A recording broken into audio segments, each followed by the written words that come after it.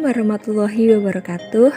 Perkenalkan, nama saya Estika Citra Lutfiana, SPD, dari SD Negeri Sendang Agung, Kecamatan Pamotan, Kabupaten Rembang. Pada kesempatan ini, saya akan melaksanakan aksi nyata pada topik yang pertama, yaitu Merdeka Belajar, menyebarkan pemahaman Merdeka Belajar.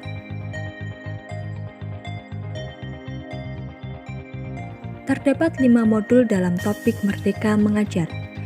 1. Yaitu modul mengenali dan memahami diri sebagai pendidik. 2. Modul mendidik dan mengajar. 3. Modul mendampingi murid dengan utuh dan menyeluruh. 4. Modul mendidik dan melatih kecerdasan budi pekerti. 5. Modul pendidikan yang menghantarkan keselamatan dan kebahagiaan. Kita mulai dari modul yang pertama, mengenali dan memahami diri sebagai pendidik. Dalam modul ini termuat beberapa poin. 1. Mengenali diri dan peran sebagai pendidik. Dalam artian, memahami dan menghayati diri sebagai manusia yang merdeka untuk terus belajar. Poin kedua, peran saya sebagai guru.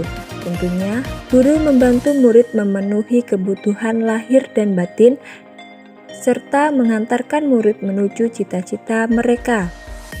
Poin yang terakhir yaitu ingin menjadi guru seperti apa yang kita harapkan, tentunya menginspirasi murid dan bisa menjadi teladan bagi murid. Selanjutnya kita ke modul 2, mendidik dan mengajar. Terdapat sistem pengajaran zaman kolonial, seperti contoh berikut ini. 1. Meminta murid berdiri di depan kelas saat lalai mengerjakan tugas. 2. Memukul murid karena tidak mengerjakan tugas. 3. Menyeragamkan pembuatan tugas.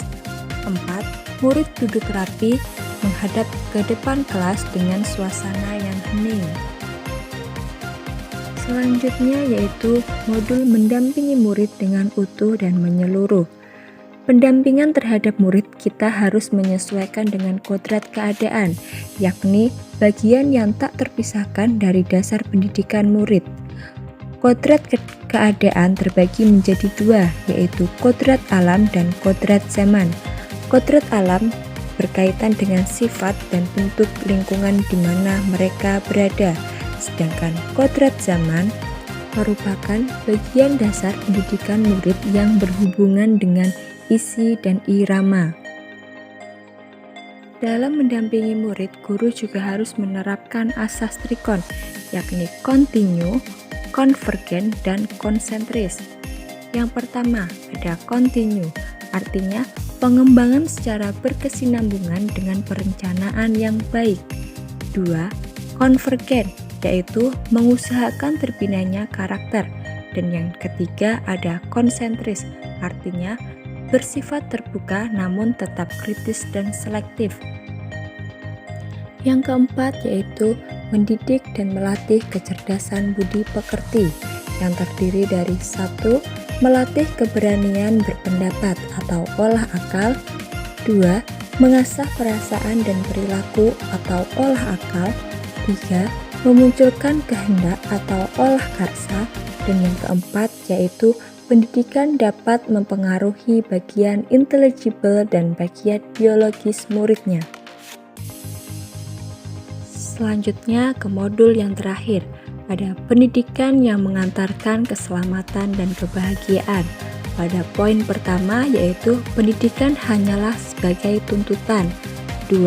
Setiap murid memiliki kodrat, kekuatan, atau potensi-potensi yang berbeda. 3. Pendidikan tidak dapat berkehendak atas kodrat, kekuatan, dan potensi murid. 4. Menerapkan sistem Among dan semboyan Ki Hajar Dewantara. Dan yang terakhir, menerapkan pembelajaran proyek serta digitalisasi pembelajaran. Terdapat 3 sentra pendidikan. Yang pertama adalah keluarga. Karena keluarga merupakan pendidikan pertama untuk seorang anak. Keluarga menjadi tempat seorang anak tumbuh sehingga sangatlah berpengaruh terhadap pendidikan seorang anak. Pendidikan keluarga menjadi dasar pendidikan seorang anak, terutama dalam nilai-nilai agama, bersikap, dan berperilaku budi pekerti, serta cara pandangnya terhadap segala sesuatu. Yang kedua ada sekolah. Sekolah adalah rumah kedua bagi anak yang menyediakan pendidikan, berbagai ilmu pengetahuan, keterampilan, budaya, dan juga budi pekerti. Selanjutnya adalah masyarakat atau pergerakan pemuda. Di lingkungan pemuda dan masyarakat, layaknya keluarga dan sekolah sangatlah berpengaruh terhadap pendidikan anak, yakni tentang bagaimana anak itu bergaul dan berteman.